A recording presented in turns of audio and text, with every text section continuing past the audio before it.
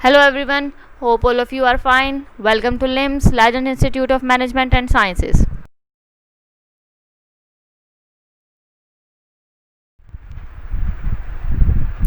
This is Sundar Khan, your lecturer for the course of Academic Reading and Writing.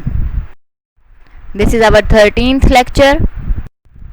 In this lecture we will discuss the topic combining sentences या sentence joining और sentence combination और sentence combining. ठीक है, इसको आप किसी तरह से भी ले लें. जो इसका मीनिंग है वो ये है कि आप लोग टू शॉर्ट सेंटेंसेस को या टू से भी ज़्यादा शॉर्ट सेंटेंसेस को जब आप कंबाइन करते हो और एक इफ़ेक्टिव या एफिशिएंट सेंटेंस आप बनाते हो तो उसको कहते हैं सेंटेंस कंबाइनिंग. ठीक है, अब डिफरेंट चीज़ें हैं जिनको यूज़ करके हम लोग टू शॉर्ट सेंटेंसेस को जो है वो कंबाइन करते हैं. ठीक, वो भी हम डिस्कस करेंगे. असल में होता क्या है, मैंने आपको बहुत दफ़ा कहा कि आप लोग शॉर्ट सेंटेंसेस बनाएं, सिंपल सेंटेंसेस बनाएं. ठीक है, स्टार्टिंग के लिए ऐसे ही होता है कि आपको कहा जाता है शॉर्ट और सिंपल सेंटेंसेस बनाओ. लेकिन जिस तरह से अब आप लोगों की प्रोग्रेस हो रही है, फर्स्ट सेमेस्टर से आप लोग सेकंड सेमेस्टर में मूव कर गए हैं, तो होता ये है कि स्लोली आपको अपने जो सेंटेंसेस होते हैं वो शॉर्ट का मतलब ये होता है कि वो सेंटेंस हो जिनका कंप्लीट मीनिंग आपको समझ आ रहा हो.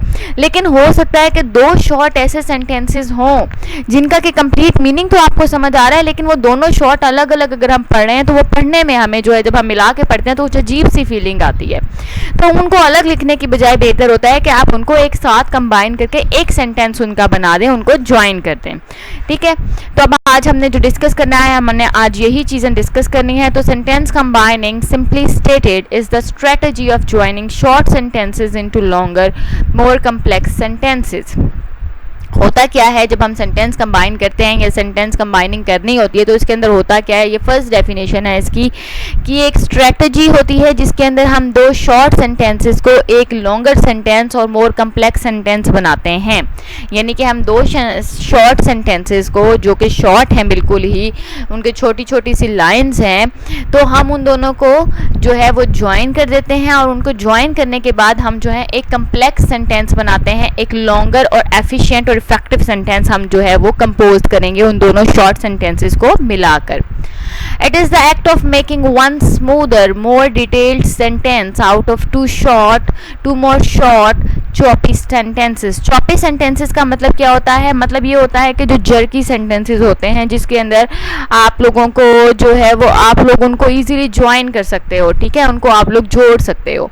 वो short sentences होते हैं, ऐसे लग रहा होता है जैसे उनको ना कट करके एक सेंटेंस के उसके दो पार्ट्स बनाए गए हैं, तो उसको कहते हैं choppy sentences.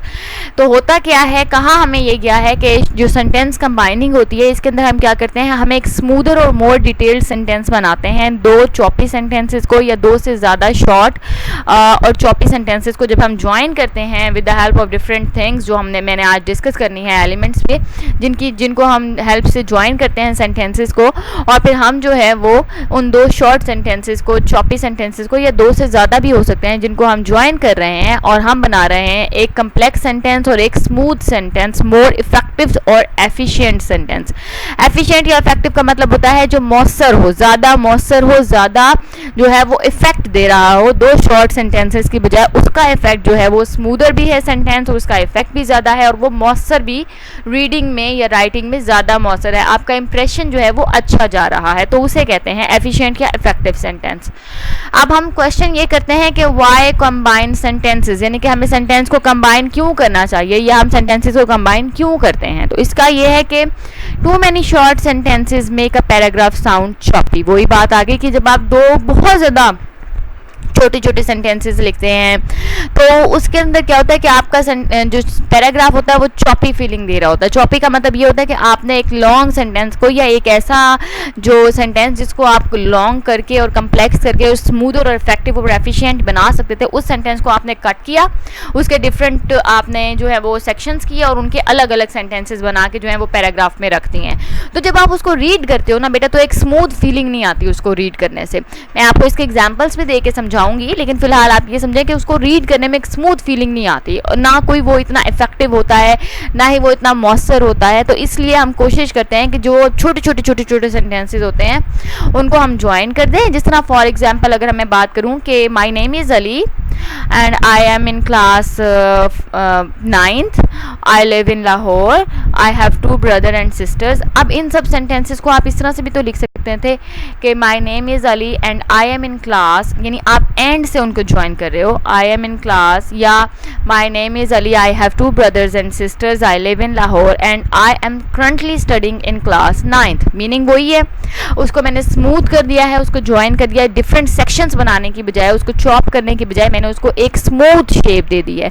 तो यही बात है कि वो सेंटेंसेस जिनको आप इजीली ज्वाइन कर सकते हो उनको ज्वाइन करें, ताकि उनका जो मीनिंग है वो एक इफेक्टिव मीनिंग वो दें।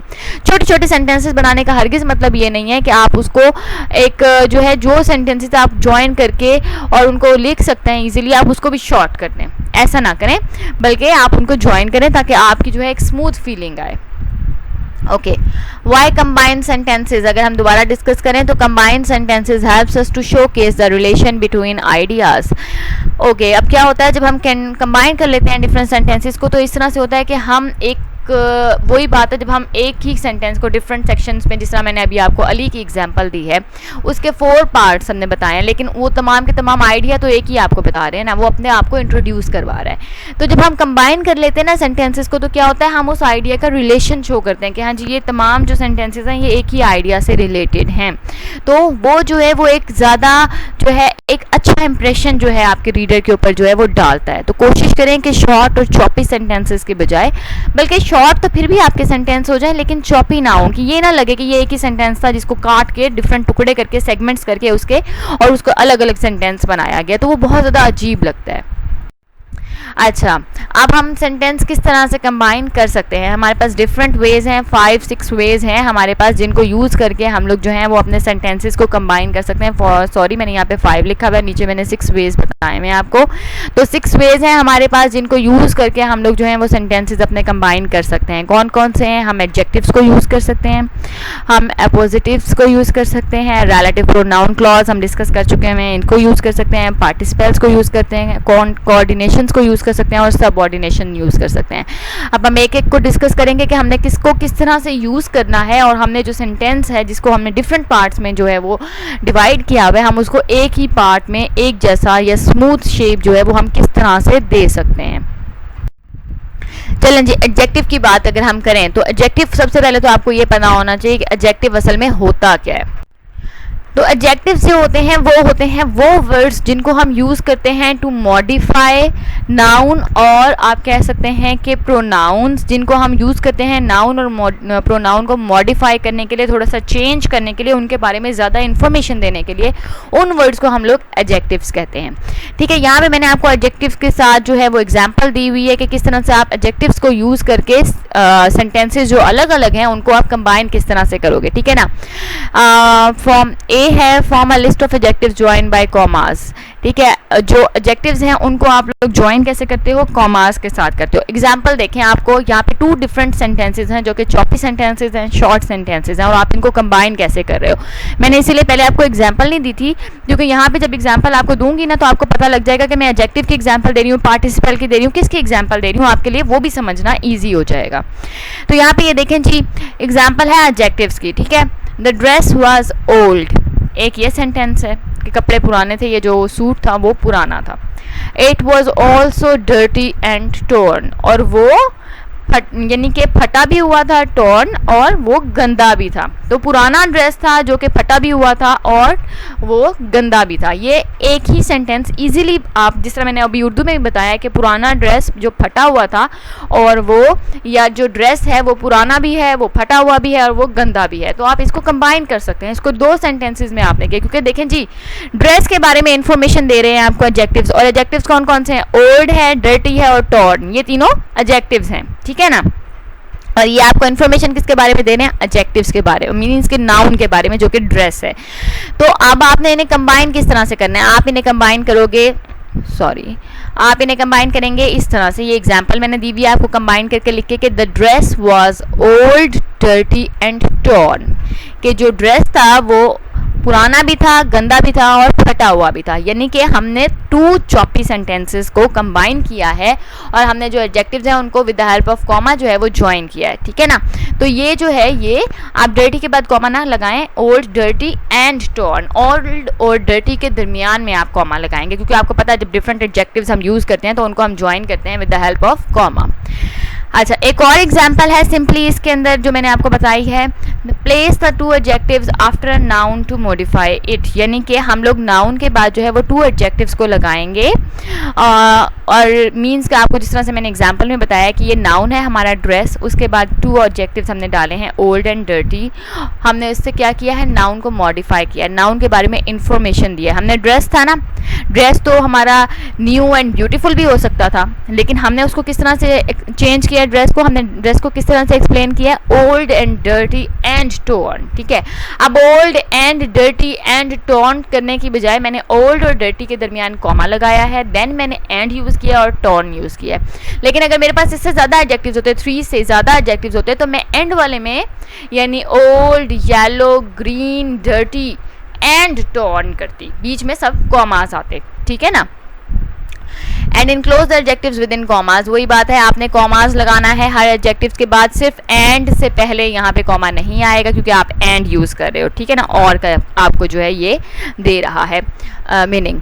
अच्छा, सेकंड एग्जांपल अगर हम देखें तो एडजेक्टिव को हम किस तरह से एडजेक्टिव को यूज़ करके हम कंबाइन कर सकते हैं सेंटेंसेस को, तो वो इजी सी है। My best friend has a great personality, यानी ये एक सेंटेंस है कि मेरी जो बेस्ट फ्रेंड है उसकी पर्सनालिटी बहुत अच्छी है या अमेजिंग पर्सनालिटी है। She is outgoing and energetic, यानी कि पहले हमने पर्सनालिटी की बात की और देन हमने उसको एडजेक्टिव्स दिए हैं जो कि आउट गोइंग भी है और एनर्जेटिक भी है। अब हमने इसको एक सेंटेंस बनाना है, ठीक है, कंबाइन करना है इस सेंटेंस को। तो किस तरह से करेंगे, माई बेस्ट फ्रेंड कॉमा लगाएंगे आप इसके बाद, क्योंकि अब आप बेस्ट फ्रेंड को आपका जो नाउन है अब आप उसको एडजेक्टिव के जरिए एक्सप्लेन कर रहे हो, आउट गोइंग एंड एनर्जेटिक, ठीक है ना। अब इन दोनों के दरमियान आपने कॉमा नहीं लगाना क्योंकि आपने इसको दोनों को दरमियान में एंड लिखा है और आपके पास जस्ट 2 ही हैं। अच्छा, एक और चीज़, मैंने आपको जब सेंटेंसेस कम्बिनेशन का बताया था तो मैंने आपको ये बताया था कि आप हमेशा यहाँ पे पहले स्टार्ट में ये लिखकर, यानी कि ये जो है ये आपका मेन सेंटेंस बन गया है, ठीक है ना।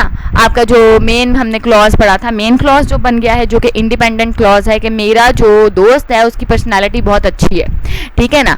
तो उसके अंदर आप जो हो अपना जो डिपेंडेंट क्लॉज है वो अब आप ऐड कर रहे हो, और वो आप ऐड करोगे तो आप देखें यहाँ पर अगर आप she is outgoing and energetic और my best friend has a great personality, ये यहाँ पर तो दोनों जो हैं आप कह सकते हो कि ये जो है इंडिपेंडेंट क्लॉज हैं कि दोनों अलग अलग स्टैंड भी कर रहे हैं और आपको कंप्लीट मीनिंग भी दे रहे हैं, ठीक है ना।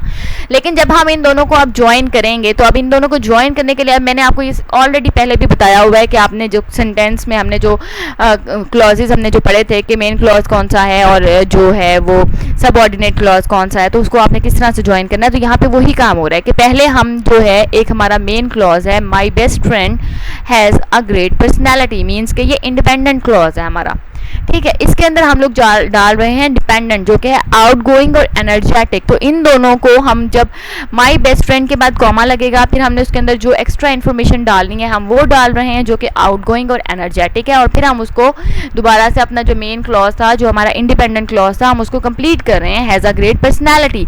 यानी कि हम लोगों ने एक ही सेंटेंस को कंप्लीट इस तरह से किया है कि हमने उस सेंटेंस के पार्ट्स किए हैं और उसके अंदर हमने एक्स्ट्रा इन्फॉर्मेशन पुट की है।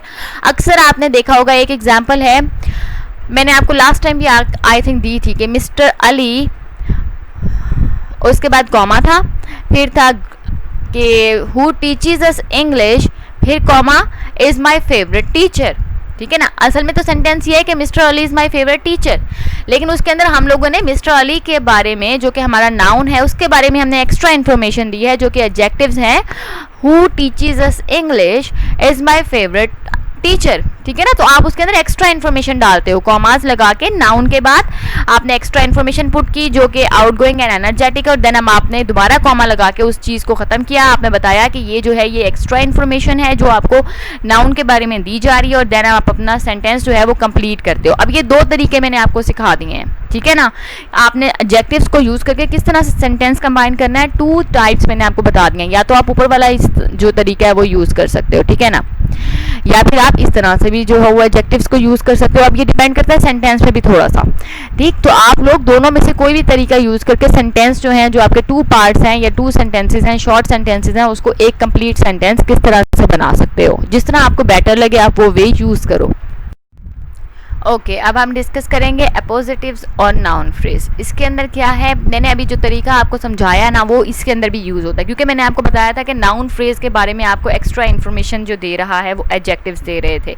तो हमने क्या किया था कि हमने उन 2 सेंटेंसेस को एक बनाया था, और जो एक्स्ट्रा या नॉन एसेंशियल इन्फॉर्मेशन थी या जो एक्स्ट्रा इन्फॉर्मेशन थी हमने वो कॉमास के अंदर लिखी थी, जो कि आउटगोइंग और जो थी वो आई थिंक आउटगोइंग पर्सनैलिटी थी और एनर्जेटिक और आउटगोइंग पर्सनैलिटी थी, ठीक है। हमने इन दोनों वर्ड्स को कॉमास के अंदर लिख दिया था।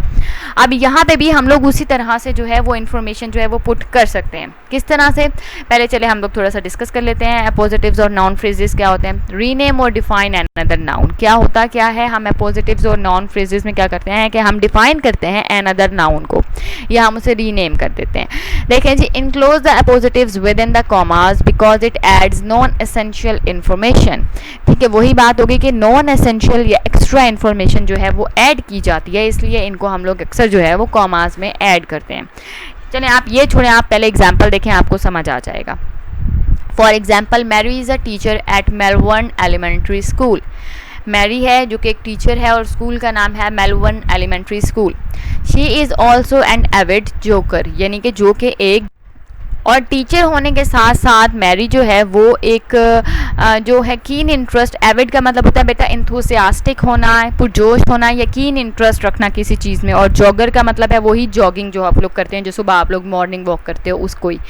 तो मैरी जो है वो टीचर के साथ साथ जो है वो इंटरेस्ट रखती है या इंटरेस्टेड है जॉगिंग में भी, ठीक है। तो अब इसको हमने सेंटेंस को ज्वाइन करना है, तो हम इसको किस तरह से ज्वाइन कर सकते हैं। तो सिंपल सी बात है, ये वही चीज़ है जो मैंने आपको ऑलरेडी पहले भी बताई थी, अभी बताई है थोड़ी देर पहले, कि मैरी लिखेंगे जो कि नाउन है, ठीक है। उसके बाद अब आप कॉमास डाल के लिखेंगे एन एविड जोगर, ये क्योंकि ये एक्स्ट्रा और नॉन एसेंशियल इन्फॉर्मेशन है, ठीक है ना। Is a teacher at Melbourne elementary school. वही बात है कि आपने मैरी लिखा, उसके बाद मैरी को जो चीज़ें एक्सप्लेन कर रही हैं, जो उसके बारे में आपको नॉन एसेंशियल इन्फॉर्मेशन दे रही हैं, असल में तो ये जो है ये डिपेंडेंट क्लॉज है ना, एन एविड जोकर जो है ये एक इंडिपेंडेंट क्लॉज है, सॉरी डिपेंडेंट क्लॉज है, जो कि डिपेंड कर रहा है Mary is a teacher at Melbourne elementary school. तो हमारा जो ये कंप्लीट सेंटेंस है, Mary is a teacher at Melbourne elementary school, इसके अंदर हम लोग मैरी के बारे में एक्स्ट्रा इन्फॉर्मेशन प्रोवाइड कर रहे हैं, और वो इन्फॉर्मेशन जब हम प्रोवाइड करेंगे तो वो हम मैरी के साथ कॉमा लगाएंगे, एन एविड जोगर लिखेंगे बीच में, और फिर कॉमा लगा के हम अपना सेंटेंस जो है वो कंप्लीट करेंगे।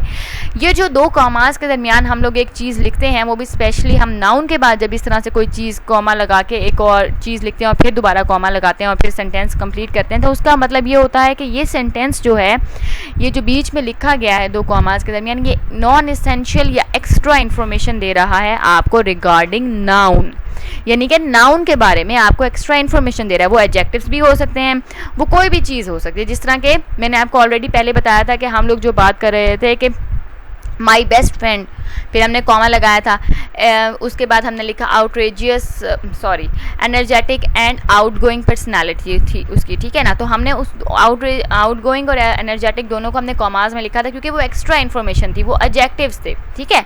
वो आपको इन्फॉर्मेशन दे रहे थे नाउन के बारे में, जो कि माई बेस्ट फ्रेंड था। तो यही चीज़ है कि आप सेंटेंस को कंबाइन जो है वो इस स्टाइल में भी कर सकते हो, ठीक। अच्छा, in this sentence the noun phrase an avid joker is an appositive that describes Mary, notice the placement of the commas. वही बात है कि मैरी को डिस्क्राइब कर रही हैं, नाउन को डिस्क्राइब कर रही हैं, ये जो सेंटेंसेस हैं, और ये अपोजिटिव्स कहलाते हैं। एन एविड जोकर या जो चीज़ें हम बीच में लिख रहे हो इसको, अब वो एडजेक्टिव्स हैं तो वो एडजेक्टिव्स होंगे, एन अपोजिटिव्स हैं क्योंकि ये नाउन फ्रेज को यहाँ पे डिस्क्राइब कर रहे हैं। एन एविड जोकर उसके बारे में एक एक्स्ट्रा इन्फॉर्मेशन आपको दे रहे हैं। तो describes Mary, notice the placement of the commas. आप कॉमास की प्लेस देखेंगे, मैंने जिस तरह आपको पहले भी बताया था कि नाउन के बाद जो है आप कॉमास लगाएंगे, उसके अंदर जो एक्स्ट्रा इन्फॉर्मेशन है आप वो दोगे, फिर कॉमा लगाओगे, देन अपना जौन सा आपका इंडिपेंडेंट क्लॉज था आप उसको कंप्लीट करो, ठीक है ना। तो ये एक सेंटेंस कंबाइन करने का बहुत अच्छा तरीका है जो कि आपको बताया जा रहा है। ये ऊपर देखें आप 2 सेंटेंसेस थे, नीचे वही सेंटेंस हमने उससे भी शॉर्ट करके और कंप्लीट करके एक कम्प्लेक्स सेंटेंस बना के सिंपल सेंटेंस, मतलब एक सेंटेंस हमने उसे कर दिया है। इन दिस सेंटेंस, अच्छा अब कंबाइन किया है उसको, एक और भी उसका तरीका है जो कि कंबाइन करने का तरीका एक और भी बनाया गया है, जो कि आप देख सकते हैं कि मैंने दो तरह से आपको कंबाइन करके बनाया है कि आप उस तरह से कंबाइन कर लें जिस तरह से हम ऑलरेडी कर चुके हैं, या अगर आप दूसरी तरह से करना चाहें तो वो भी यहाँ पे मौजूद है। मैरी करके आपने क्या किया है उसके बारे में इंफॉर्मेशन दिया। Teacher at Melbourne elementary school is also an avid jogger. ठीक है, अब आपकी मर्जी है, आप वो वाली चीज़ को कॉमास में लिख दो, आप ये वाली चीज़ को कॉमास में लिख दो, लेकिन आपको ये याद होना चाहिए जब आपने ऊपर लिखा कॉमास में तो वहाँ पे वो अपोजिटिव्स थे, ठीक है ना। और in this sentence the noun phrase the teacher at Melbourne elementary school is an appositive that states Mary's occupation. Notice the placement of the commas. Commas की प्लेस तो वैसे ही रहेगी जिसके अंदर आपने एक जो है, अच्छा अब इसके अंदर क्या है, पहले आप जो हो अपोजिटिव मीन्स के नाउन फ्रेज के बारे में आपको इन्फॉर्मेशन दे रहे हैं, वो नाउन फ्रेज को एक्सप्लेन कर रहे हैं, वो जो भी चीज़ें हैं वो, ठीक है। तो अब है क्या कि मैरी जो है, पहले वो आपको बताया गया है कि मैरी के बारे में आपको एक्स्ट्रा इन्फॉर्मेशन दी गई कि वो एक एविड जोगर है, लेकिन उसका रियल टास्क क्या है, वो एक टीचर भी है। यहाँ पर क्या किया गया है सेकंड में जब हमने कंबाइन किया है, तो हमने यहाँ पे इस तरह से कंबाइन किया कि हमने मैरी के बारे में बताया कि वो एक एविड जोगर है, और उसके बारे में फिर हमने इन्फॉर्मेशन दी कि साथ साथ वो एक टीचर भी है, जो कि यहाँ पे नॉन एसेंशियल भी हो सकती है या एक्स्ट्रा इन्फॉर्मेशन भी हो सकती है। अब आपको जिस तरह से बेहतर लगे आपने उस तरह से सेंटेंस जो उनसे हैं उनको कंबाइन करना है, उनको एक सेंटेंस बनाना है। ओके, रिलेटिव प्रोनाउन क्लॉज, इसको हम देखते हैं अब इसमें हमने किस तरह से करना है। It can serve in the same way as an appositive. जिस तरह से आपने एक अपोजिटिव के बारे में जिस तरह से हम पढ़ चुके हैं, जिस तरह से हमने ऑलरेडी दो कंबाइनिंग स्टाइल्स आपको मैंने बताए हैं, ये भी उसी तरह से जो है वो सेंटेंसेस को कंबाइन किया जा सकता है प्रोनाउन क्लॉज में भी। तो अपोजिटिव्स को अगर आप देखें तो अपोजिटिव्स क्या करते हैं, जिस तरह मैंने आपको पहले बताया कि अपोजिटिव्स जो है वो रीनेम कर देते हैं नाउन फ्रेज को या नाउन क्लॉज को। तो जिस तरह से हमने पहले दो डिस्कस की हैं एग्जांपल्स, उनमें क्या था, पहले हमने मैरी को बताया है कि एज अ टीचर हमने उसको बताया और उसके बारे में हमने उसको बताया है कि जी वो एविड जोगर भी है साथ साथ। दूसरे में हमने क्या किया है कि हमने अपोजिटिव्स इस तरह से डाले हैं कि हमने ये कहा है कि वो एक एविड जोगर है, और फिर अपोजिटिव क्या है उसको बारे में इन्फॉर्मेशन आपको क्या दी गई है, ये इन्फॉर्मेशन आपको दी गई है कि वो जो है वो एक टीचर भी है, ठीक है ना, यानी कि वो जोगर के साथ साथ एक अदर टीचर भी है। अच्छा, अब यहाँ पे देखते हैं कि जी रिलेटिव प्रोनाउन को भी आप क्लॉज जो है उसको भी इसी तरह से बता सकते हो जिस तरह से हमने नाउन क्लॉज का किया है। आगे डिस्कस कर लेते हैं। It gives additional information about the noun by renaming it, defining it और डिस्क्राइबिंग इट। मीन्स के नाउन को चेंज करते हैं, नाउन को रीनेम कर देते हैं। जो प्रोनाउन क्लॉजेज हैं वो भी किस तरह से या तो रीनेम कर देंगे या कि फिर वो जो है डिफाइन करेंगे या डिस्क्राइब करेंगे या उसको एक्सप्लेन कर देंगे। मीन्स के एक्स्ट्रा इन्फॉर्मेशन उसके बारे में आपको देंगे तो खुद ब खुद वो जो चीज़ है वो रीनेम हो जाएगी। अच्छा जी, these clauses which begins with who, which, that, whose, whom are dependent clauses. ये तो हम ऑलरेडी कर चुके हैं, आपको पता होगा डिपेंडेंट क्लॉजेज जो हैं वो कौन कौन सी हैं और कैसे स्टार्ट होती हैं। तो ये who, which, that, whose, whom are all dependent clause. These clauses immediately follow the noun that they modify। और जब भी कोई नाउन को मॉडिफाई किया जाता है तो उसके बाद ये वाली क्लॉजेज जो हैं ये उनके बाद आती हैं। A relative pronoun clause is either essential or non-essential। अच्छा, जो ये पहले मैंने आपको बताया था नॉन एसेंशियल एक्स्ट्रा इन्फॉर्मेशन होती है जो, लेकिन रिलेटिव प्रोनाउन क्लॉज के बारे में जो आपको इन्फॉर्मेशन दी जाती है जो हम कॉमास में पुट करेंगे वो एसेंशियल भी हो सकती है और नॉन एसेंशियल भी हो सकती है, लेकिन होती है एक्स्ट्रा ही इन्फॉर्मेशन है, ठीक है। वो अलग बात है कि वो इंपॉर्टेंट भी हो सकती है और जो है वो अनइम्पॉर्टेंट भी हो सकती है। If the clause adds information necessary to the meaning of the sentence, then it is essential। अब यहाँ पे मैंने आपको essential क्या है और non essential क्या है ये बताया, यानी कि अगर तो वो मीनिंग में ऐड कर रही है कोई चीज़ जो कि आपके पास एक मेन सेंटेंस है, अगर तो वो जो आपको एक्स्ट्रा इन्फॉर्मेशन है वो आपके मीनिंग में ऐड कर रही है, इन्फॉर्मेशन दे रही है, आपको नेसेसरी इन्फॉर्मेशन आपको प्रोवाइड कर रही है, तो फिर वो एसेंशियल है, अदरवाइज वो जो है वो नॉन एसेंशियल होगी। अच्छा, clauses begins with relative pronoun that are always essential. अच्छा, ये जो चीज़ें सबसे ज़्यादा इंपॉर्टेंट है, जो रिलेटिव प्रोनाउन के क्लॉजेज हैं जो कि दैट से स्टार्ट होते हैं वो जो है तमाम के तमाम जो है वो आपको हमेशा जो है वो एसेंशियल यानी कि इंपॉर्टेंट इन्फॉर्मेशन प्रोवाइड करते हैं। Commas are not used to set off essential clauses that from the rest of the sentence. Okay, अब यहाँ पे दो चीज़ें आपको यहाँ पे न्यू पता चली हैं। एक तो ये कि जो भी इंफॉर्मेशन आपको दैट क्लॉज के बाद स्टार्ट होगी, ठीक है, वो की तमाम इंफॉर्मेशन जो हैं वो इसेंशियल होती हैं, इंपॉर्टेंट होती हैं। और इन क्लॉजेस के बाद जिनसे पहले दैट आता है, इन क्लॉजेस के साथ हम लोग जो कॉमास लगाते थे उन्हें सेपरेट करने के लिए, बताने के लिए कि ये जो है ये डिफरेंट क्लॉज है, हम वो भी नहीं लगाते। ठीक है, यानी कि कॉमास भी नहीं लगेंगे और दैट आएगा तो इसका मतलब है कि ये इंफॉर्मेशन जो है ये इसेंशियल इंपॉर्टेंट इंफॉर्मेशन है। तो सिंपल सी बातें हैं जो हमने यहाँ पे डिस्कस की हैं। बातें वही हैं कि अगर तो क्लॉज के बाद जो है हम लोग जो है क्लॉज हम लोग जब पुट करते हैं, नो नाउन जो हम लोग इन्फॉर्मेशन जो है वो अगर हम लोग कॉमास में पुट कर रहे हैं तो वो इन्फॉर्मेशन जो है वो दो तरह की हो सकती है, वो एसेंशियल भी हो सकती है और नॉन एसेंशियल भी। अगर तो जो इन्फॉर्मेशन है वो एसेंशियल है, मीन्स के इम्पॉर्टेंट है, तो फिर हम उसको एसेंशियल क्लॉज कह सकते हैं या एसेंशियल इन्फॉर्मेशन कह सकते हैं। लेकिन अगर वो नहीं इंपॉर्टेंट तो हम उसको नॉन एसेंशियल कहेंगे। नॉन जो क्लॉज होगा उसको हम कह सकते हैं कि जो क्लॉज है नॉन एसेंशियल क्लॉज है, ये नॉन इंपॉर्टेंट है, इतनी ज़्यादा इन्फॉर्मेशन जो वो प्रोवाइड कर रहा है इतनी इंपॉर्टेंट नहीं है। और यहाँ पे जो ये देखें यहाँ पे बताया हुआ है कि अगर जो हमें रिलेटिव प्रोनाउन क्लॉज है that describes a proper noun is non essential. बहुत कम ऐसा होता है कि जब जो रिलेटिव प्रोनाउन क्लॉज होता है वो जो इन्फॉर्मेशन डिस्क्राइब कर रहा होता है और वो प्रॉपर नाउन को जब डिस्क्राइब कर रहा होता है तो वो नॉन एसेंशियल जो है वो इन्फॉर्मेशन जो है वो देता है। यानी कि अक्सर ही जब रिलेटिव प्रोनाउन क्लॉज जो है वो हम एंटर करते हैं सेंटेंस के अंदर, तो यानी कि नाउन को मॉडिफाई करते हैं, नाउन से रिलेटेड इन्फॉर्मेशन देते हैं, तो वो इन्फॉर्मेशन जो होती है 90% जो है वो एसेंशियल ही होती है, इंपॉर्टेंट ही होती है। ठीक है, और क्लॉज जो होता है then the clause is non-essential and commas are used to set it off from the rest of the sentence। और commas का मैं आपको बता चुकी हूँ कि ये आपका सेंटेंस है, यहाँ पे आपने कॉमा लगाया, यहाँ पे आपने इन्फॉर्मेशन ऐड की, फिर कॉमा लगाया और ये आपका रेस्ट ऑफ द सेंटेंस है। इस तरह से आप अपने सेंटेंस को कंप्लीट करोगे। ठीक है, जिस तरह के मैंने आपको बेस्ट फ्रेंड वाले में और मैरी वाले में 2 एग्जाम्पल्स आपको दी हुई हैं। ठीक, अब इसके अंदर होता क्या है, जब भी आप दैट के साथ कोई क्लॉज स्टार्ट कर रहे हो तो उसके अंदर जो इन्फॉर्मेशन है वो हमेशा ही एसेंशियल इन्फॉर्मेशन होती है। एक पॉइंट ये आप अपने माइंड में रखें। दूसरा ये कि आप लोग नाउन के बाद जब इन्फॉर्मेशन ऐड कर रहे हो तो इसका मतलब है कि वो जो है वो नाउन से रिलेटेड इन्फॉर्मेशन आपको दे रहे हैं। एडजेक्टिव्स भी अगर आपने ऐड किए थे, यहाँ पर आपको याद होगा, तो यहाँ पे जब हमने माई बेस्ट फ्रेंड के बाद कॉमा लगा के यहाँ एडजेक्टिव्स ऐड किए थे वो भी तो नाउन को रिलेटेड इन्फॉर्मेशन दे रहे थे, नाउन को ही मॉडिफाई कर रहे थे। और ये जो हम लोग यहाँ पे ये रिलेटिव प्रोनाउन क्लॉज पढ़ रहे हैं, तो प्रोनाउन क्या होता है, नाउन को रिप्लेस करके हम प्रोनाउन कर देते हैं और उसके साथ जब हम इन्फॉर्मेशन ऐड करेंगे तो वो भी इन्फॉर्मेशन जो है वो उसी को जो है वो डिस्क्राइब कर रही होती है, जो प्रॉपर नाउन होता है उसी को डिस्क्राइब कर रही होती है। और वो जो होती है वो भी हमेशा एसेंशियल ही होती है, बहुत कम ऐसा होता है कि वो नॉन एसेंशियल हो। ठीक है, और अगर इन्फॉर्मेशन नॉन एसेंशियल होगी तो आप मीन्स कि इंपॉर्टेंट नहीं होगी, बहुत कम इंपॉर्टेंट रखती होगी या लेस इंपॉर्टेंट रखती होगी, तो वो जो है वो आपको फिर पता है कि वो नॉन एसेंशियल इन्फॉर्मेशन है। तो इसमें आपको एसेंशियल नॉन एसेंशियल समझने की ज़रूरत नहीं है। आप सिर्फ ये समझें कि आपने इन्फॉर्मेशन जब पुट करनी है नाउन या प्रोनाउन के साथ आप कॉमा लगाएंगे, जो इन्फॉर्मेशन आपने पुट करनी है यानी कि जो 2 सेंटेंसेज आप ज्वाइन कर रहे हैं, आपने कौन सा क्लॉज वहाँ ऐड करना है कि वो 2 सेंटेंसेज जो हैं वो ज्वाइन हो जाएं और वो जो एक स्मूथ फॉर्म, एक स्मूथ शक्ल इख्तियार कर लें और एक कम्प्लेक्स सेंटेंस बन के, एक इफेक्टिव सेंटेंस बन के आपके सामने आए। तो ये जो सा पैटर्न मैंने आपको बताया है ये सिंपलेस्ट पैटर्न है 2 सेंटेंसेस को एक करने का। ओके, अगर अब हम पार्टिसिपल्स देखें कि कौन कौन से पार्टिसिपल्स और इनको किस किस तरह से इस्तेमाल किया जाता है, तो प्रेजेंट और पास्ट पार्टिसिपल्स हैं, act as adjectives to modify noun. यहाँ पे क्या होता है, ये भी क्या करते हैं, प्रेजेंट और पास्ट पार्टिसिपल्स जो होते हैं ये भी एडजेक्टिव की तरह ही एक्ट करते हैं और मॉडिफाई को मॉडिफाई करते हैं, चेंज करते हैं नाउन को, यानी कि नाउन की ही मीनिंग में जो है ये इजाफा करते हैं जो पार्टिसिपल्स होते हैं वो।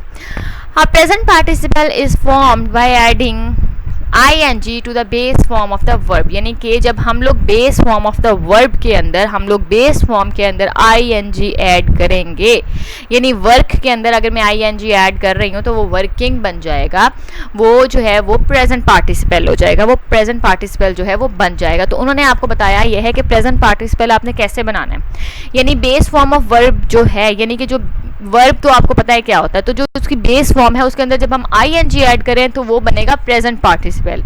और पास्ट पार्टिसिपल का बनता है जब हम उसमें ed ऐड कर देते हैं, यानी वर्कड, WORK जब मैं ऐड करूंगी तो वो पास्ट पार्टिसिपल बन जाएगा। बेस फॉर्म के अंदर जब हम ed ऐड करते हैं तो वो पास्ट पार्टिसिपल होता है, जब हम बेस फॉर्म ऑफ वर्ब के अंदर ing ऐड करते हैं तो ये प्रेजेंट पार्टिसिपल होता है। ये तो चीज़ अब आपको क्लियर हो गई होगी, यानी कि जब हम बेस फॉर्म ऑफ वर्ब के अंदर, जिस तरह फॉर एग्जांपल वर्क या प्ले के अंदर मैं ing ऐड करूंगी तो ये प्रेजेंट पार्टिसिपल बन जाएगा, जब मैं प्ले के साथ ed डालूंगी तो ये पास्ट पार्टिसिपल बन जाएगा।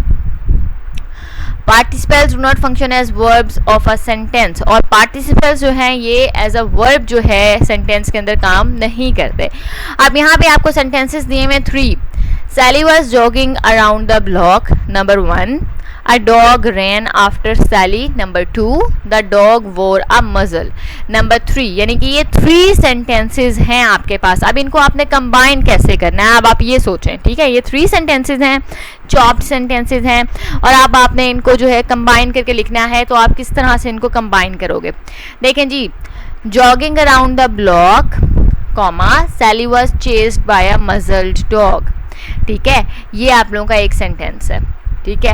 अब jogging around the block, jogging around the block क्या है, ये प्रेजेंट पार्टिसिपल फ्रेज है जो कि मॉडिफाई कर रहा है नाउन। नाउन कौन सा है हमारा, नाउन है सैली, क्योंकि सैली वॉक कर रही है ना। And muzzled is a past participle, क्योंकि मॉडिफाई कर रहा है नाउन को डॉग। यानी कि जॉगिंग अराउंड द ब्लॉक जो है वो आपको इंफॉर्मेशन दे रहा है रिगार्डिंग सैली, और जॉगिंग में आईएनजी आ रहा है जैसे कि आपने देखा। तो ये जो है ये आपका बन रहा है पूरा का पूरा प्रेजेंट पार्टिसिपल, यानी जॉगिंग को देखेंगे तो प्रेजेंट पार्टिसिपल है। लेकिन अगर हम जॉगिंग अराउंड द ब्लॉक, जो कि हमारा कॉमे से पहले वाली पूरी लाइन है, हम इसको देखते हैं तो ये जो फ्रेज बन रहा है, ठीक है। जॉगिंग अराउंड द ब्लॉक जो है ये प्रेजेंट पार्टिसिपल का फ्रेज बन गया, क्योंकि इसके साथ प्रेजेंट पार्टिसिपल अटैच है ना, जॉगिंग अटैच है अराउंड द ब्लॉक के साथ, तो ये प्रेजेंट पार्टिसिपल फ्रेज बन गया। अब ये मॉडिफाई किसको कर रहा है, चेंज किसको कर रहा है, इन्फॉर्मेशन किसके बारे में दे रहा है, सैली, जो कि हमारा नाउन है, ठीक है। अब नाउन आ गया, इसके बाद क्या है, was chased by a muzzled dog, ठीक है। अब इसके अंदर मजल्ड किसको मॉडिफाई कर रहा है, नाउन डॉग को। जब नाउन डॉग को जो चीज़ मॉडिफाई कर रही है और वो उसके साथ आ रही है, उसके बारे में बता रही है, तो इसका मतलब ये है कि मजल भी जो है ये बेस फॉर्म ऑफ वर्ब है। जब हम इसके अंदर एडिशन कर रहे हैं, हमने ईडी इसके अंदर डाला, तो इसका मतलब ये है कि ये पास्ट पार्टिसिपल बन गया। तो हमारा जो 3 सेंटेंसेस थे, हमने उसको पहले तो कंबाइन किया है कॉमा की हेल्प के साथ, हमने उसके वर्ड्स को चेंज करके उसको अपने कंबाइन किया है, एक सेंटेंस बना लिया हमने। यानी जॉगिंग अराउंड द ब्लॉक एक बात है, एक फ्रेज है ये, और जॉगिंग जो है ये जो है ये प्रेजेंट पार्टिसिपल है, क्योंकि जॉग के साथ आप आईएनजी ऐड कर रहे हो, ठीक है। और जब हम अराउंड द ब्लॉक भी साथ यूज़ करते हैं तो पूरा एक प्रेजेंट पार्टिसिपल फ्रेज बन जाता है ये, क्योंकि ये आपको इन्फॉर्मेशन दे रहा है, चेंज कर रहा है सैली को, ठीक है। सैली जो कि आपके पास नाउन है। फिर उसके बाद सेंटेंस देखें आप, कॉमा के बाद आपने सैली लिखा, Sally was chased by a muzzled dog. यहाँ पे 3 सेंटेंसेस थे ना, द डॉग वोर अ मजल, ये हमने कह दिया है कि चेस्ड बाय अ मजल, यानी हमने द डॉग वोर अ मजल को हमने क्या बना दिया, 2 वर्ड्स, मजल्ड डॉग। डॉग नाउन है, मजल को हमने मजल्ड कर दिया है, मतलब कि हमने ईडी लगा दिया है उसके साथ, हमने उसको पास्ट पार्टिसिपल बना दिया है। अच्छा, मजल क्या होता है यहाँ पे पहले ये भी समझ लें। आपने अक्सर देखा होगा कि घोड़े के फेस के ऊपर या डॉग के फेस के ऊपर ना एक प्लास्टिक का, मुंह के ऊपर और नाक के ऊपर ना घोड़े की वो एक प्लास्टिक सा जो है वो डाल देते हैं, जिसकी वजह से डॉग जो होता है ना वो ना तो बार्क कर सकता है ना ही वो काट सकता है, ठीक है। यानी उसका मुंह जो है एक किस्म से बंद हो जाता है, सील हो जाता है उसके ऊपर वो प्लास्टिक डालने से। अच्छा, तो अब हमने ये कहा था डॉग वोर मजल से हमने मजल्ड डॉग बना दिया, यानी कि हमने 2 सेंटेंसेस कर दिए। और आर डॉग रैन आफ्टर सैली का हमने क्या किया है, चेस्ड कर दिया है। सेंटेंस तो मीनिंग तो वही बन रहा है ना, रैन आफ्टर सैली या चेस्ड सैली, ठीक है। तो हमने कहा है Sally was chased by a muzzled dog, ठीक। और जॉगिंग अराउंड हमने जब उसे बताया कि कब चेज किया, तो हमने बताया जॉगिंग अराउंड द ब्लॉक। तो मतलब जॉगिंग अराउंड द ब्लॉक जो है ये हमारा प्रेजेंट पार्टिसिपल फ्रेज है, और उसके बाद हमने कॉमा लगाया क्योंकि ये एक फ्रेज है ना, हमें थोड़ा सा मीनिंग तो समझ इसमें से आ रहा है। फिर हमने कहा Sally was chased by a muzzled dog. Sally जो कि हमारा नाउन है, इसको मॉडिफाई कर रहा है जॉगिंग अराउंड द ब्लॉक, और मजल्ड डॉग जो है उसमें मजल्ड जो है ये मॉडिफाई कर रहा है डॉग को, जो कि नाउन है, और मजल के साथ हमने ईडी लगाया है, उसे पास्ट पार्टिसिपल बनाया है। तो आपने इस तरह से सेंटेंसेस को कंबाइन करना है।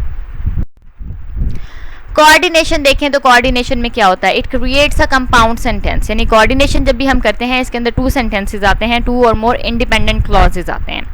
अ compound sentence is formed by placing a comma and conjunction और semicolon between the independent clauses. जिस तरह से मैं कॉमा से हम पहले ज्वाइन करते आ रहे हैं, तो उस तरह ज्वाइन करने से एक कंपाउंड सेंटेंस बनता है। अब कंपाउंड सेंटेंस 3 तरह से बन सकता है। एक कंपाउंड सेंटेंस के अंदर क्योंकि एक से ज़्यादा जो है वो इंडिपेंडेंट क्लॉजेज होती हैं। कंपाउंड सेंटेंस किस किस तरह से बनता है, या तो आप कॉमा से अटैच करते हैं डिफरेंट इंडिपेंडेंट क्लॉजेस को, या कंजंक्शन से अटैच करते हो, या कि फिर आप यूज़ करते हो जो है आपके पास सेमीकोलन। ये 3 चीज़ें हैं जिनको यूज़ करके आप 2 या 2 से ज़्यादा इंडिपेंडेंट क्लॉजेस को जब ज्वाइन करते हो तो एक कंपाउंड सेंटेंस आपके पास बन जाता है। Sometimes, not always, transitional words are also placed after a semicolon to explain the relationship between the independent clauses। अच्छा, यानी कि ट्रांजिशनल वर्ड्स जो हैं वो भी अक्सर यूज़ कर लिए जाते हैं इंडिपेंडेंट क्लॉज को जो है वो रिलेशनशिप बिटवीन इंडिपेंडेंट क्लॉजेज जो है वो एक्सप्लेन करने के लिए। यानी कि जब सेमीकोलन आप यूज़ करते हो तो फिर उसके साथ आपने ट्रांजिशनल वर्ड जो हैं वो यूज़ करने हैं ताकि आप रिलेशनशिप बता सको 2 इंडिपेंडेंट क्लॉजेज का, ठीक है ना। In compound sentence both clauses are of equal importance. जाहिर बात है दोनों की दोनों इंडिपेंडेंट क्लॉजेज हैं तो दोनों की दोनों जो हैं वो इंपॉर्टेंट हैं, ठीक है ना। कंपाउंड सेंटेंस के अंदर 2 या 2 से ज़्यादा इंडिपेंडेंट क्लॉजेज होती हैं तो जितनी भी क्लॉजेज कंपाउंड सेंटेंस के अंदर होंगी वो तमाम की तमाम जो हैं वो इक्वल इंपॉर्टेंस रखती हैं। डिपेंडेंट क्लॉज तो है नहीं कि हम उसमें से कुछ वर्ड्स जो मीनिंग दे रहे हैं वो निकालें बाकी छोड़ देंगे, तो पूरी की पूरी इंडिपेंडेंट क्लॉजेज है ना, तो पूरी की पूरी ऐड करनी पड़ती हैं। अच्छा, कंजंक्शंस कौन कौन सी होती हैं? कंजंक्शंस होती हैं फॉर, एंड, नॉर, बट और येट, सो। ये फैन बॉयज हैं, आप इससे इजीली याद रख सकते हो कि कंजंक्शंस कौन कौन सी होती हैं। अच्छा, ये फैन बॉयज मैंने आपको क्यों बताया, ये फैन बॉयज वो हैं कि जब भी फैन बॉयज आएंगे उनके साथ आपने कॉमा यूज़ करना है। यानी कि जब भी फैन बॉयज आएंगे उनके साथ आपने कॉमा यूज़ करना है। यानी कि जब भी आप फैन बॉयज कंजंक्शन को यूज़ करोगे और आप कोई वर्ड्स को जो है वो ज्वाइन कर रहे हो, जिस तरह मैंने पहले आपको कहा था कि यहाँ से एंड आपके साथ एंड के साथ कॉमा लगा हुआ था एडजेक्टिव्स में, तो मैंने कहा था कॉमा हटा दें तो इसका मतलब वहाँ पे कॉमा आएगा। यानी कि जब भी हम लोग फैन बॉय कंजंक्शंस को यूज़ करते हैं टू ज्वाइन वर्ड्स और सेंटेंसेस तो हमने उनके साथ उनसे पहले कॉमा लगाना होता है, ठीक। तो मीन्स कि वो वाला कॉमा जो है एंड के साथ जो आ रहा था वो जिसमें मैंने ओल्ड, डर्टी एंड टॉर्न से पहले जो कॉमा आ रहा था वो हटाया था, वो कॉमा आएगा क्योंकि एंड जो है वो फैन बॉयज में एंड आ रहा है, वो कंजंक्शन है और इसके साथ कॉमा आता है। अच्छा जी, फॉर, एंड, नॉर, बट और येट, सो, ये तमाम फैन बॉयज हैं। अच्छा जी, अगर ट्रांजिशनल वर्ड्स देखें आप, जिस तरह कि मैंने कहा है कि जब भी सेमीकोलन आएगा या कॉमा आता है तो उसके साथ जो है ट्रांजिशनल वर्ड्स जो हैं वो फिर अक्सर ही आते हैं। ट्रांजिशनल वर्ड्स कौन कौन से हैं? हाउएवर, मोरएवर, फर्दर, यानी कि वो words, and also, nevertheless, therefore, consequently, ये वो वर्ड्स हैं जिनको हम यूज़ करते हैं अक्सर वैसे ही फर्दर कोई चीज़ एक्सप्लेन करने के लिए, ठीक है। तो ये वो वर्ड्स हैं, तो ये ट्रांजिशनल वर्ड्स होते हैं। अब मैंने आपको वो दोनों चीज़ें क्लियर कर दी, फैन बॉयज़ के साथ यानी कि कंजंक्शंस के साथ और कॉमा और सेमीकोलन, ये 3 चीज़ें हैं जिसके साथ हम कंपाउंड सेंटेंसेस बनाते हैं। कंपाउंड सेंटेंसेस के अंदर 2 या 2 से ज़्यादा इंडिपेंडेंट क्लॉजेज होते हैं और जब भी इंडिपेंडेंट क्लॉज होगी तो हम क्या करेंगे, हम लोग उन दोनों को 2 हैं या 2 से ज़्यादा हैं तमाम की तमाम इंडिपेंडेंट क्लॉजेज इक्वल इंपॉर्टेंस रखती हैं क्योंकि ये कोई डिपेंडेंट क्लॉज नहीं है तो सबको इक्वल इंपॉर्टेंस देनी पड़ेगी। ट्रांजिशनल वर्ड्स कौन से हैं हमने वो डिस्कस कर लिए हैं। कंजंक्शंस कौन सी होती हैं वो मैं बता चुकी हूँ। फैन बॉयज़ जो होती हैं यानी कंजंक्शंस का तो आपको पता है, फैन बॉयज़ का मैंने इसलिए डिस्कस किया ताकि आपको उनको पता हो कि जब भी ये आएंगी इनके साथ कॉमा लाजमी आएगा। एग्जाम्पल देखें, Mary's hard work and determination finally paid off. She won a scholarship to Florida State University. ये 2 सेंटेंसेस हैं कि पहले तो determination finally paid off पे आपका सेंटेंस खत्म हो रहा है। Then she won a scholarship to Florida University. ये आपका दूसरा सेंटेंस है। अगर हम इन्हें कंबाइन करके लिखें तो हम किस तरह से कर सकते हैं, देखें जी। पहले तो है Mary's hard work and determination finally paid off, यानी कि यहाँ पे जहाँ सेंटेंस खत्म हो रहा है उसके बाद हमने कॉमा लगाया है, हमने उसके बाद यूज़ किया है conjunction for she won a scholarship to Florida State University. Simplest way, आपने एक इंडेफिनेट क्लॉज ख़त्म किया, उसके बाद कॉमा लगाया, कंजंक्शन यूज़ की जो वहाँ पे फिट हो रही है और उसके बाद आपने दूसरा इंडेफिनेट क्लॉज लगा दिया। यानी कि सिंपलेस्ट वे है आपका कंपाउंड सेंटेंस बनाने का, सेंटेंस को कंबाइन करने का जिसमें 2 या 2 से ज़्यादा जो है वो इंडेफिनेट क्लॉजेज हैं। या फिर अगर आप सेमीकोलन यूज़ करना चाह रहे हो तो फिर आप क्या करोगे, Mary won a scholarship to Florida State University, यानी कि फिर हम यहाँ से स्टार्ट करेंगे। वॉन अ स्कॉलरशिप, शी के बजाय हम लिखेंगे Mary won a scholarship to a Florida State University, semicolon. Therefore, उसके बाद फिर कॉमा आएगा, her hard work and determination finally paid off, यानी कि फिर हम सेंटेंस को उलट कर रहे हैं। पहले हम कह रहे हैं कि Mary won a scholarship to Florida State University, फिर हम लगा रहे हैं सेमीकोलन, फिर हम ट्रांजिशनल वर्ड लगा रहे हैं दैट इज देयरफॉर, उसके बाद हम कॉमा लगा रहे हैं, और उसके बाद हम अगला सेंटेंस जो हमारा दूसरा इंडेफिनेट क्लॉज है कि her hard work and determination finally paid off, हम लगा रहे हैं। तो आई होप कि ये जो फर्स्ट वाला है ना, ये आप सबके लिए बहुत ईजी है, तो आप ये वाला ज़्यादा जो है इसी को फोकस करें और यही वाला ज़्यादा अच्छे से जो है इसकी प्रैक्टिस भी करें। ओके, अगर अब हम सबऑर्डिनेशन में देखें, सबऑर्डिनेशन में क्या होता है, सबऑर्डिनेशन में हम क्रिएट करते हैं कम्प्लेक्स सेंटेंसेस, यानी कि हम लोगों ने कंपाउंड सेंटेंसेस पहले क्रिएट किए, अब हम लोग क्रिएट कर रहे हैं कम्प्लेक्स सेंटेंसेस। कम्प्लेक्स सेंटेंसेस में क्या होता है, कम्प्लेक्स सेंटेंसेस में एक होता है इंडिपेंडेंट क्लॉज और एक या एक से ज़्यादा होते हैं डिपेंडेंट क्लॉजेस। मीन्स के एक तो है इंपॉर्टेंट इंडिपेंडेंट क्लॉज और एक या एक से ज़्यादा जो है वो हैं डिपेंडेंट क्लॉजेस। अब कम्प्लेक्स सेंटेंस हम बनाते कैसे हैं, हम कम्प्लेक्स सेंटेंस बनाते हैं by joining the independent clauses which contains the primary और मेन इंफॉर्मेशन विद वन और मोर डिपेंडेंट क्लॉजेस। बात वही है ना कि जो हमारा इंडिपेंडेंट क्लॉज होता है वो प्राइमरी क्लॉज होता है, वो मेन इंफॉर्मेशन रखता है, इंपॉर्टेंट इंफॉर्मेशन वो रखता है। जब हमने कम्प्लेक्स सेंटेंस बनाना है या हमने एक ऐसे सेंटेंस को क्रिएट करना है जिसके अंदर हमें जिस तरह 3 या 4 सेंटेंसेस लग रहे हैं, तो हमें उसके अंदर नज़र आ रहा है कि एक जो सेंटेंस है उसमें ज़्यादा इंफॉर्मेशन है, इंपॉर्टेंट इंफॉर्मेशन है, तो वो होगा हमारा इंडिपेंडेंट क्लॉज।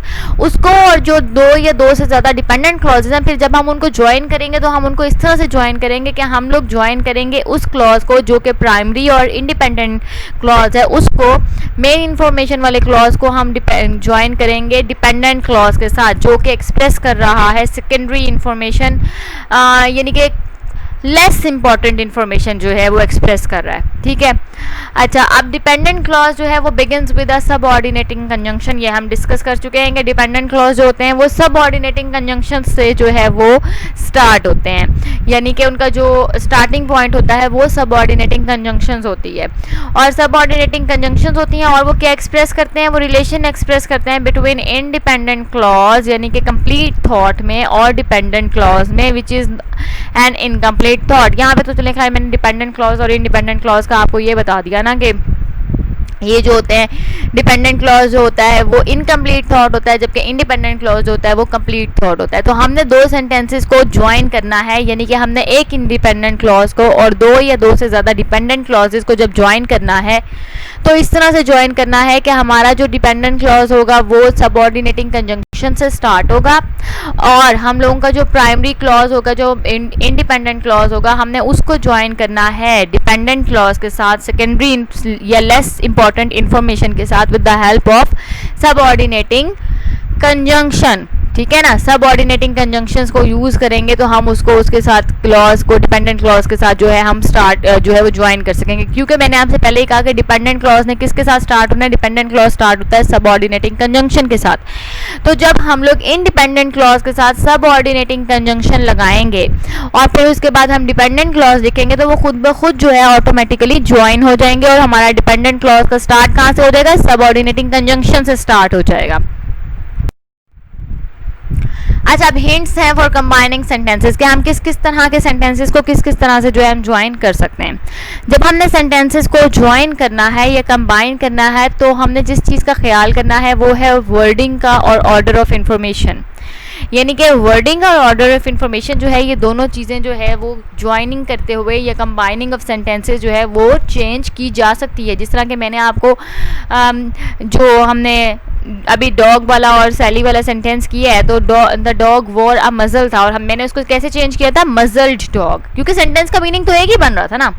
तो और हमने क्या कहा था, द डॉग रैन आफ्टर सैली, उसको हमने चेंज कर दिया था चेस्ड सैली। ठीक है ना, चेस्ड का मतलब भी पीछा करना होता है, रैन आफ्टर का मतलब भी पीछे भागना होता है। तो इस तरह वर्डिंग और जो ऑर्डर ऑफ इंफॉर्मेशन है वो चेंज हो सकता है, लेकिन मीनिंग जो है वो सेम होना चाहिए। देखा, the meaning has to be basically the same, meaning आपका जो है वो सेम होना चाहिए, जो मेन मीनिंग है सेंटेंस का वो चेंज नहीं होना चाहिए। Read all the sentences to combine before deciding on a specific technique, हमने तमाम के तमाम सेंटेंसेस को रीड करना है एक स्पेसिफिक टेक्निक के ऊपर सेट होने से पहले कि हम कौन सी टेक्निक के थ्रू जो है 2 डिफरेंट सेंटेंसेस को ज्वाइन कर रहे हैं। ठीक है, हमने जो काम करना है, सबसे पहले हमने खुद से क्वेश्चन पूछना है कि जो हमने डिफरेंट सेंटेंसेस हैं इनको ज्वाइन करने से पहले जब हम उन सेंटेंसेस को रीड करेंगे तो उसके बाद हम किन चीज़ों पे फोकस करेंगे। Are any words common to some और ऑल द सेंटेंसेस, के क्या जो हमने 2-3 सेंटेंसेस रीड किए हैं जिनको हम ज्वाइन करना चाह रहे हैं, इनके अंदर कुछ ऐसे वर्ड्स हैं जो कि कॉमन है तीनों या चारों सेंटेंसेस में या दोनों सेंटेंसेस में, कुछ ऐसे वर्ड्स जो कॉमन हैं। Is there a cause effect relationship between the 2 और मोर सेंटेंसेस, और क्या जो सेंटेंसेस हैं 2 या 2 से ज़्यादा उनके दरमियान यानी कि कॉज और इफेक्ट का रिलेशनशिप है या कंपैरिजन का रिलेशनशिप है, या किस टाइप का रिलेशनशिप है। सेंटेंसेस जिनको हम ज्वाइन कर रहे हैं उनकी क्या वर्डिंग सेम है या कितने वर्ड जो हैं दोनों सेंटेंसेस में सेम आए हैं। और सेकंड जो चीज़ आपने नोटिस करनी है वो ये करनी है कि रिलेशनशिप जो दोनों सेंटेंसेस का है या 2 से ज़्यादा सेंटेंसेस का जिनको आप ज्वाइन करना चाह रहे हो वो किस तरह का रिलेशनशिप है उनका आपस में, कॉज इफेक्ट का है या कंपैरिजन कंट्रास्ट का है, किस टाइप का रिलेशन है। If there is, you probably can see a relative pronoun clause, participle, coordination और subordination to combine the sentences। अगर हमारे पास ये दोनों चीज़ें मौजूद हैं जो भी हमने डिस्कस की कि अगर तो कॉज और इफेक्ट रिलेशन है और या कि फिर अगर वर्ड जो हैं वो कॉमन है, जिस तरह के डॉग वाले में था दोनों सेंटेंसेस में, तीनों सेंटेंसेस में सैली जो था दो सेंटेंसेस में कॉमन था, और उसके बाद जो है वो जो चेजिंग यानी कि सैली भी जॉगिंग करी होती है और वो जो डॉग होता है वो भी उसके पीछे भागता है, तो ये जो थोड़ा सा कम जो है सेम था तो ना। अच्छा, अब इसके अंदर क्या है कि अब हमने देखा कि अगर कॉज और इफेक्ट का रिलेशनशिप है या अगर हमने देखा कि वर्ड्स जो हैं वो सेम है तो फिर हम किस किस तरह से इन्हें ज्वाइन कर सकते हैं। फिर हम 3 तरीक़ों से जो है वो उनको ज्वाइन कर सकते हैं, या कोऑर्डिनेशन और सबऑर्डिनेशन से ज्वाइन कर सकते हैं हम, कि कोऑर्डिनेट कंजंक्शन से सबऑर्डिनेट कंजंक्शन हम देखें अगर हम यूज़ कर सकते हैं तो, या कि फिर हम रिलेटिव प्रोनाउन क्लॉज और पार्टिसिपल जो सा पास्ट पार्टिसिपल और प्रेजेंट पार्टिसिपल पढ़ा है उसके ज़रिए ज्वाइन करें, या रिलेटिव प्रोनाउन क्लॉज जो मैंने पढ़ा था जिसमें पढ़ाया आपको, जिसके अंदर मैंने आपको बताया था कि नाउन के बाद या प्रोनाउन के बाद आपने कॉमा लगाना है, जो इसेंशियल या नॉन इसेंशियल इन्फॉर्मेशन है आपने वो पुट करनी है। जो माई बेस्ट फ्रेंड वाला हमने पीछे सेंटेंस किया है उसमें जो हमने टेक्निक बताई थी कि माई बेस्ट फ्रेंड और फिर हमने कॉमा लगाया था, एनर्जेटिक एंड आउटगोइंग कॉमा, और उसके बाद हमने आगे उसका सेंटेंस जो है वो कंप्लीट किया था। तो ये 3 टेक्निक से आप इन सेंटेंसेस को कंप्लीट कर सकते हो। अगर कंपैरिजन और कंट्रास्ट का रिलेशनशिप है बिटवीन द सेंटेंसेस तो फिर आप क्या करेंगे, फिर आप कोऑर्डिनेशन और सबऑर्डिनेशन को कंबाइन करेंगे। ठीक है, कैन यूज कोऑर्डिनेशन और सबऑर्डिनेशन टू कंबाइन देम, यानी कि अगर हमारा जो सेंटेंसेस हैं उसके अंदर केस और इफेक्ट, कॉज इफेक्ट का नहीं बल्कि कंपैरिजन और कंट्रास्ट है तो फिर हमने किस चीज़ को यूज़ करना है, कोऑर्डिनेशन और सबऑर्डिनेशन जो हमने अभी पढ़ी है, कोऑर्डिनेशन की किस तरह करनी है और सबऑर्डिनेशन किस तरह से करनी है, हम फिर उनको यूज़ करेंगे टेक्निक्स को सेंटेंस ज्वाइन करने के लिए। और अगर एक से ज़्यादा स्टेप इन्वॉल्व है सेंटेंस ज्वाइन करने के लिए, यानी कि 2 सेंटेंसेस को जब हमने जो हम ज्वाइन कर रहे हैं एक ही वक्त में उसके ज़्यादा स्टेप्स इन्वॉल्व हैं तो फिर हम उसको किस तरह से करेंगे, ये देखें जी आपको एग्जांपल दी हुई है। The roads were slippery, Mary had an accident, second sentence. Third is the accident was with her car, third sentence she is in the hospital is crowded. अब पहले आप इसमें ये देखें कि इसमें सेंटेंस जो हैं वो कितने सिमिलर हैं, कौन कौन से। फर्स्ट वाले में तो सिमिलर नहीं है, सेकंड में एक्सीडेंट, थर्ड में एक्सीडेंट, ठीक है। अब थर्ड में है कार और फिर शी आया, शी कौन है, मैरी, यानी कि सेकंड में और फोर्थ में सिमिलर है, फिर फोर्थ में और फिफ्थ में हॉस्पिटल सिमिलर है। तो अब आप देखें आप इनको ज्वाइन किस तरह से कर रहे हो। ये आपके पास 5 सेंटेंसेस थे, 1 2 3 4 5 सेंटेंसेस थे, इसको आपने ज्वाइन करके 3 सेंटेंसेस बनाए हैं। पहला सेंटेंस वैसे का वैसे ही है, द रोड्स वर स्लिपरी, क्योंकि इसका बाकी किसी सेंटेंस के साथ कुछ मैच नहीं हो रहा तो इसलिए ये ऐसे ही आ जाएगा, द रोड्स वर स्लिपरी। फिर Mary had a car accident, accident क्योंकि सेकंड और थर्ड दोनों में आ रहा है तो फिर अब हम देखेंगे कि अब हम एक्सीडेंट के बाद किस सेंटेंस को कंबाइन कर सकते हैं और किसके साथ कर सकते हैं। तो क्योंकि मैरी हैड एक्सीडेंट और the accident was with car, यानी कि एक्सीडेंट कार का भी हुआ और मैरी का भी हुआ, तो हमने कहा है Mary had a car accident, ठीक है ना।